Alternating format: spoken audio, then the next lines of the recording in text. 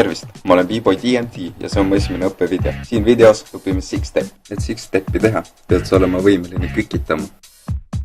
Kõigepealt siruta jalad välja ja hoia käed enda all. Seejärel alustame sammudega. Kõigepealt esimene samm. Jalg läheb külje peale välja, teine jalg läheb enda alla, järgmisena jalg läheb ette, seejärel vahetad jalad ära, jalg läheb taha ja oled algasendis tagasi. 1, 2, 3, 4, 5, 6.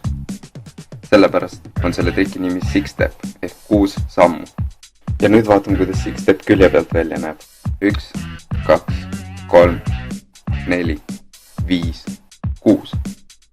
Pane tähele, et 3. ja 4. sammu vahel võib jalgu vahetada erinevalt. Võib teha kas hüppega kiiresti või astuda sujuvalt. 3, 4. Harjuta six-stepi nii kaua, kuni sa saad seda sujuvalt teha. Proovi seda mitu korda läbi teha ja lõpuks, kui sa oskad seda kiiresti teha, siis proovi muusikasse tantsida.